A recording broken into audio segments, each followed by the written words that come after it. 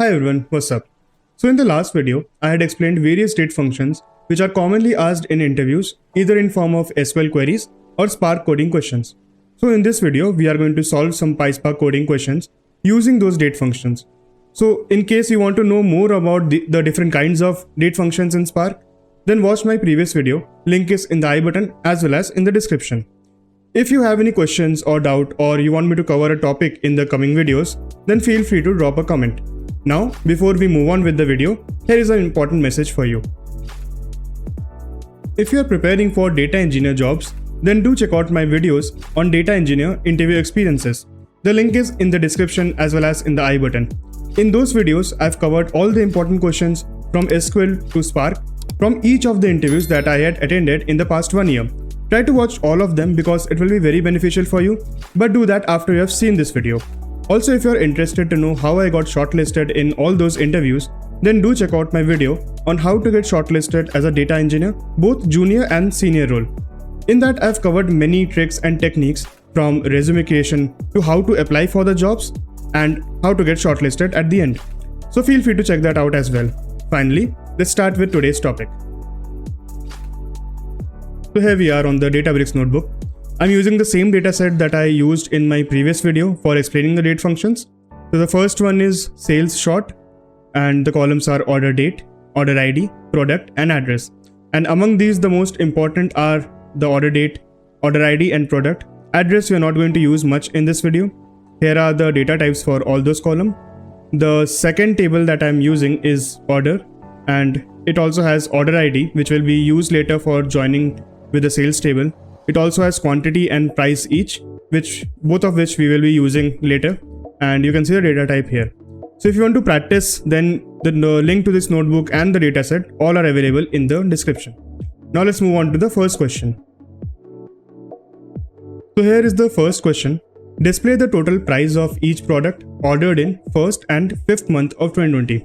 So I hope you're understanding what the question wants. And for each of this question, I'm not going to show you the solution directly. Rather, what I want is, I request you to solve it on your own first. And I've listed down some of the hints that you can use to solve them. And if you need help in finding out, let's say, how to find out month of an year, then you might be seeing my previous video in the I button. Click on that and try to navigate through. You will find how to do this in that video itself.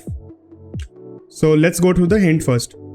So the first thing is, we create first data frame that will contain all the product and order ID that we purchased in the first and fifth month of 2020. You can keep the order date also for reference. And then second DF will contain order ID and total price.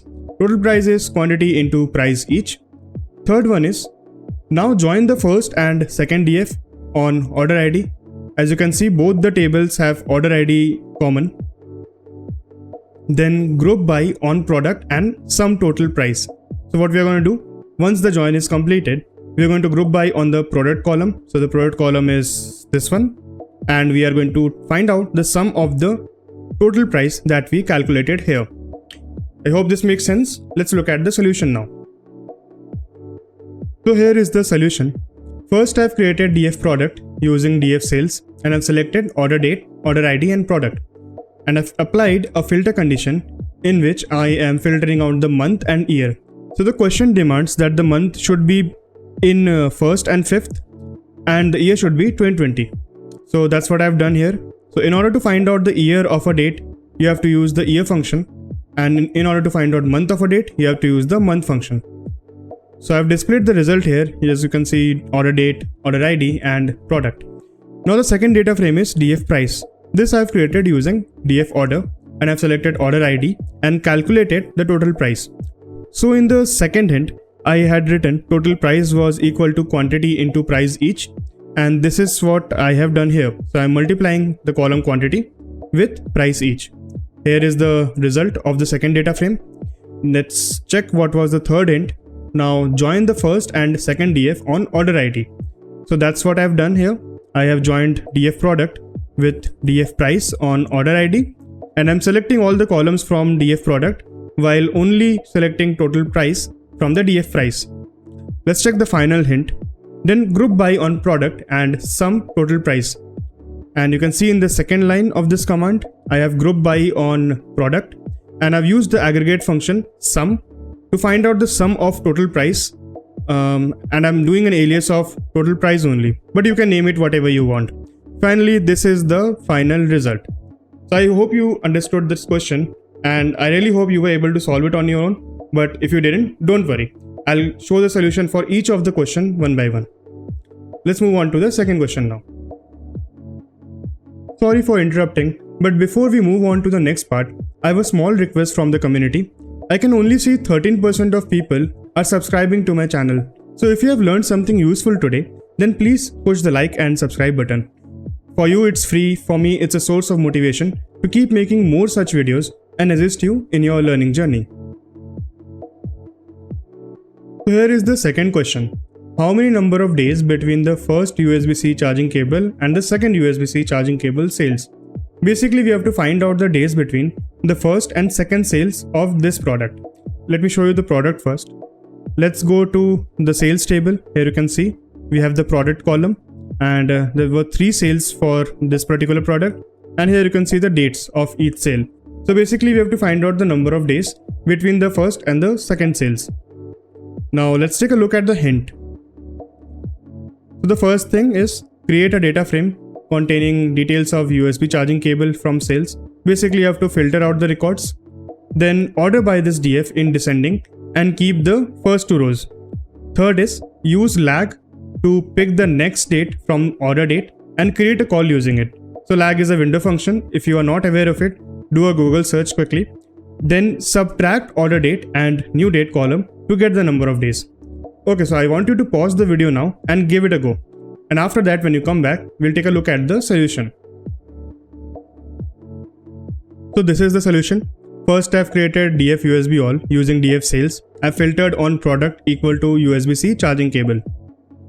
So we have the results here, and I've ordered the order date in ascending order. So this is my first sale, this is my second, and this is my third sale.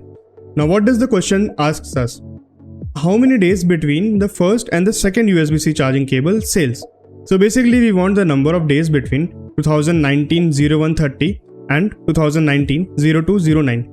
The third record holds no importance to us, so we can get rid of this. Now how to do that? Order by this data frame and keep the first 2 rows. So this is what I have done. I have created DF USB 2 using DF USB all, and I have ordered the DF USB all on the column order date, and I'm doing an ascending order here. So doing this will return me these 3 records only. Now I want the first 2. So in order to do that, I've used limit. So limit of 2 will give me the first 2 records. As you can see, this is the result. Now what is the next hint? Use lag to pick the previous date from the order date and create a call using it. So lag is a window function, and when applied on a particular column, it gives us the previous value of that column. Here we are going to apply lag on order date. So as you can see, I've written the window function here, window.partitionBy on product and order by also on product. So because the products are same, so it should not interfere with our lag, and we want to use lag on this particular column. Here is my data frame DF USB previous date, which is created using the DF USB 2. So I've created a new column called previous date. I've applied the lag on order date, and I have used the window function that I created here. Now I'll display the records. So as you can see, for the first order date, that is 2019-01-30, there was no order date before this, so lag automatically gives us null. But for the second one, that is 02, there was a date before this, that is 01. So this is what you can see in the previous date. Now finally, what is the last hint? Subtract the order date and the new date column to get the number of days. So as you can see, we have the order date and we have the new date column. Now we will just use datediff to find out the days between these 2 days. So I'm going to subtract order date and previous date and get my value, that is 10. I hope this question and the solution made sense to you, and I hope you were able to solve it. Let's take a look at the next question now. So here is the third question. Which month of 2020 has the most number of total sales? Let's take a look at the hints. Create a data frame from sales for year 2020. In DF 2020, create a column to store the month of the order date. Now join df 2020 and df order on order ID, group by month and sum the total price. Order the results of this data frame by total price in descending order. I hope these hints are clear and as well as the question is clear to you. So pause the video and give it a go, and after this we'll take a look at the solution. So I hope you tried the question on your own. The question number 3 is quite similar to question number 1 when it comes to finding out the month and the year from a given date. Let's take a look at the solution now. So I've created df 2020. I have filtered the df sales on year first. So the year is equal to 2020 and I've used the year function on my order date column. Then I've created a new column called month. I've used the month function on the order date to do that. And here are the records. So what is the next hint? Join df 2020 and df price on order ID. So we had created df price earlier. I'm using the same data frame here as well. In df price we have order ID and the total price. Total price was quantity into price each. Basically, if I want to show you, so this is the df order and I'm multiplying quantity and price each. Let's go back to question. So here we are. Now we are joining df 2020 and df price on order ID, and I'm selecting every column from df 2020 and only total price from the df price. So as you can see, this is quite similar to question 1, right? So here is my result. Now finally, what's the next hint? Group by month and sum the total price. Then we have to order the result data frame by total price in descending order. Let's take a look how to do that. I've created df result using df order 2020. Df order 2020 is nothing but the result of the join. I'm grouping here on the month column and I'm using the sum aggregate on the total price and I'm naming it as sum primes. So basically I'm grouping on this particular column, and for each of the month I am adding up all the total price values. So let's say for first month the total price value will be 700 plus 600, that is 1300. Let's take a look at the result. So as you can see, we have all the months here, basically all the 5 months here. These are the 5 months of 2020 where some sale happened, and this is the value of the sum price. And the last hint was we have to order by the column sum price in ascending or in descending order. So let's do that here first. So as you can see, when we do it in descending order, that is from highest to lowest, the month 1 has the most number of sum price. So this will be our result. I hope this solution is clear to you. Let's take a look at the next question now. Now let's take a look at question number 4. Which hour of the day is most favorable for sales in all years of purchase? So basically in all years of purchase, which particular hour of day has generated the most number of sales? So this has something to do with the total price that we have been doing in previous questions as well. So let's take a look at the hints. First, we create a data frame using sales and add a new column containing hour from the order date. So think about how you can grab hour from the order date. This is something similar to how we grab month and year. Then we join with df price on order ID, group by hour column and sum the total price. Then we order by the sum total price column in descending order.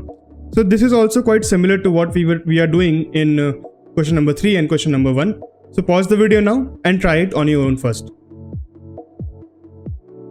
So here is the solution. First I've created dfr data frame using the df sales, and I've created a new column r using the r function on the order date column. Now I'm selecting order ID and r from the dfr data frame. Here are the records. Now I'm creating another data frame called df order r, and what I'm doing is I'm joining the dfr with the df price on order ID column, and I'm selecting all the columns from dfr and total price from the df price. So as you can see, these are the resultant records. So if you see, this is quite similar to question 3 and question month, except here we are dealing with the r function. Now I am generating the df result data frame using the df order r. I am grouping by on the r column and using the sum aggregate on the total price, which gives me for each r what is the total price. So basically for the r0 I have 3.84, for 8 150, and so on. Now finally, let's take a look at the hints. So order by the sum total price column in descending. We have done till here. we'll do the fourth one now. So here I've done the group by, and finally here I'm ordering the DF result on the total price in descending order, which gives me, so if I order by here on total price, so you can see the 10th hour generates the most number of sales across all the years in our dataset. So here we have the result. I hope this is clear, and I hope that you gave it a shot. And let's take a look at the next question. So let's take a look at the next question now. How many months between the purchase of first and third 27-inch FHD monitor? So for this particular product, we need to find out the months between the first purchase and the third purchase. And as you can see, there are no hints available this time, because I want you to try this question without the hints. If you want to know how to find months between two dates, then you can check out my previous video, or you can do a quick Google search, whatever seems fit for you. So pause the video now, give it a go, and after that we'll check out the solution. So here we are on the solution. I have created the DF FHD data frame using DF sales, and I've done a filter on product column where product equal to 27-inch FHD monitor. This returned me 3 rows, and I have ordered the order data in ascending order. So this tells me that this is the first sale, this is the second sale, this one, and finally there is the third sale. Now what does the question ask me? How many months between the purchase of first and the third 27-inch FHD monitor? So basically I have to find out the months between the first record, the first sale, and the third record, the third sale. So let's take a look how you can do this. So there might be many other ways for doing so, but I have used the lag function here. So as you know, the lag function returns previous value, right? And lag also takes 2 parameters. In the previous question where I've used lag, I have not provided the offset, so the offset will be assumed as 1. But here I have provided offset as 2. So what does this mean? Now let's take an example. Let's take this particular date. Now if I apply lag on this and I give offset 1, then it will return me the previous date, that is the previous one offset date, that is this one. And if I again apply lag on this and then I give offset equal to 2, then it will return me this particular date, because this is the offset 2 date. So let me repeat again. For the order date, that is 2021-05-05, the offset 1 date lag is 2020-03-25, and the offset 2 date is 2019-03-05. And as you can see in the solution, this is what has happened.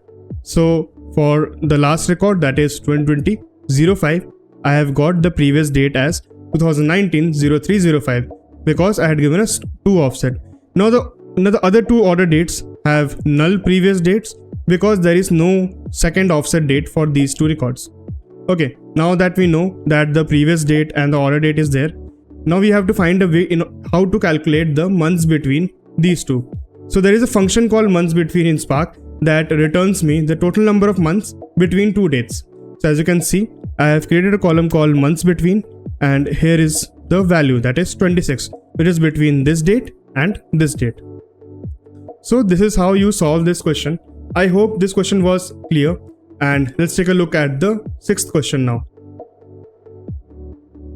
So here we are on question 6. Question is, list down all the weeks of each year with most sales. So in our sales dataset, we have an order date. From that order date, we have to find out for which year, and in that year, which week has the most sales. And we have to do this for all the years. So let's take a look at the hints. The first one is, create a DF week from sales containing week of each year and containing the value of each year based on the order date. Then join the DF week with DF price on order ID. In the resultant data frame, group on the year and week and get the total price. Finally, find out in each year which week number has the highest sale. So this question is also kind of straightforward now that we have solved so many in a similar sense. So take a shot and we'll take a look at the solution in a while. So here we are at the solution. First I've created DF week using DF sales, and I have added a new column called week of year. Now how to find out week of a particular year from a date column? We have to use the week of year functions to do so. And similarly, in order to grab year, you have to use the year function. Now I've displayed the records as follow, and you can see for each order date now we have week of year value and year value. So let's take a look at the next hint. So the next one is join df week and df price on order ID. So this is what I have done. I have joined df week and df price on order ID and selected only those columns which are useful for me to calculate the result. So I've used week of year, year and total price, and I've created a data frame called df order week. Okay, so we are clear up till now. Now let's take a look at the next point. In the resultant df, group on year and week and get the total price. Now why I have written this, why I have asked you to do this. Let's take a look at the question. List down all the weeks of each year with most sales. Okay, let's take a look at the data after join. So in our data, in this particular data, for each year, there might be multiple weeks, or there might be weeks in which multiple sales happened. Let's take an example. You can see for year 2019, the week number 17 has a total price of 389.99. Okay, now if I scroll down, then I can see for 2019 again and for week number 17 again, there is another record where the total price is 150, and this might be true for many other weeks in other years as well. So what we have to do, we have to group by on both year and week of the year, and then whatever total price we have to add up that. So once we do that, let me show you. So here I have group by on week of year, and I've aggregated the sum total price, created a new column called total price per week. So here you can see for each year and each week of that particular year, here is the added total price per week. Now as you can see, year 2021 week number 4 has 1700, year 2020 week number 4 has 700, and as we had taken that example of week of the year 17 and year 2019, so let's take a look at the values. So you can see week number 17 had here 389.99, and if we scroll down, in the 10th record it had 150. So now that summed up value is 539.99. I hope this thing is clear and why we had to do it. Now let's take a look at the last point. So finally find out in each year which week has the highest sales. So up till now what we have the week of the year, we have the year, and because we had group by on these two columns, we have the summed up total price per week of each year. Now we have to find out the weeks of each year with most sales. So out of this data for each year, which one week has the most sale? Now how to do that? I have used window function row number here. So first I found out win, which is window.partition by on year and order by on column total price per week. So basically for each of the year, I have ordered the total price in descending order to find out for which week the total price per week is the highest. And you can see I have used row number to assign a particular rank in front of these records. So I filtered out the row number equal to 1 in order to get those record, basically those weeks in every year which has total price per week as highest. So this is my final results. I hope this is clear, because this is a little tough than other question. What you can do is just open the notebook from the description and try to run each of the command. Also you can comment out this filter condition and take a look at all the records that are generated here. There might be row number equal to 2 or 3. So that will make things more clear and more easy to interpret. So I hope this gets clear after you have practiced it or after you have applied it. And finally, let's take a look at the last question. So before moving to the last question, I would like to say, if you still have confusion about the previous question or any other question that is discussed in this video, feel free to drop a comment. Let's take a look at the last question now. Among all the days in a week, which one generated the least revenue and what products were impacted? So we have to find the particular day of the week among all the years in which a product was sold for the least amount of price. Okay, let's take a look at the hints. The first one is create a data frame that is df weekday from sales and add a column day of week consisting day of the week from order date. Now join with df price on order ID. Now on the join df, find out the sum total price of each day of the week. In this day, filter out the minimum sum value and its day of the week. Now join the minimum sum df back to the df weekday on the day of the week to get the particular product's name. So now pause the video, try it out once. So this is also a little tricky question, but I hope you can solve it. And when you come back, we'll take a look at the solution. So here we are at the solution. Here also first I've created df weekday data frame using df sales, and in this I've created a new column called day of the week. Now how to find out day of a particular week from a date column? You have to apply day of week function. So I've displayed the data. As you can see, for every order date I have day of the week value here. Moving on. So what was the next hint? We have to join this with df price on order ID. So I've done the same. I have joined df weekday with df price on the order ID, and here I've only selected day of week and total price because these two are only useful for us to find out the result. Now you can see the displayed values here. So for fourth day of the week, the total price is this. Let's check out the next hint now. Now on this joined df, find out the sum of total price for each day of the week. So in order to do so, we have to group by. Let's see how to do that. So on df price weekday, I have group by on day of the week column, and for each day of the week, I have summed the total price and I'm calling it sum price. So you can see for each particular day of week, I've summed the price. Basically for first day of the week, this is the price. For second, this is the price. And because we did not apply year filter or month filter anywhere, so this is the entire dataset's value. Okay. Now let's check out the next hint. So coming to the hint number 4, in this data, filter out the minimum sum value and its day of the week. So first we have to find out the minimum sum value. Let's take a look how to do so. So in the df price group data frame, I have selected the min sum price and I've done a collect to get the minimum sum price value in a particular variable. So you can see 2.99 is my minimum sum price. Let's check it out in the above data. So for day of the week equal to 2, the sum price is 2.99, and because I've arranged the sum price in ascending order, so we can see this is the least price. So we have the correct value only. Now next step was we have to filter it out. So on df price group, I'm filtering based on sum price equal to minimum price, that is 2.99, and when I display this, I get day of the week 2 and sum price 2, and matching it with my earlier dataset. So this is correct. Now let's take a look at the final hint. So the final hint says, now join the minimum sum df back to df weekday on day of the week.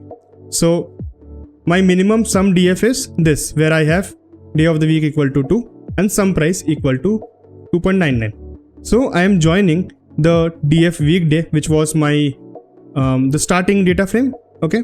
So df weekday is joining on df min price, that is this one, on day of the week, and I'm selecting all the columns from df weekday because I need the product name and other details if required, and I'm also adding some price from this particular data frame.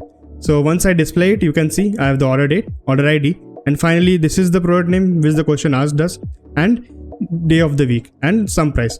So as the question said, which particular day of the week had the least revenue? 2.99 is the least revenue, day of the week is 2, and the product name is AAA batteries. So I hope this question is clear, and just like the previous question, you can also try it out once on your own to make things much more clearer. So that's it for this video. If you learned something useful in this, then share it with your friends, like the video, and as usual, subscribe to my channel, and stay tuned for other such PySpark interview question videos coming soon.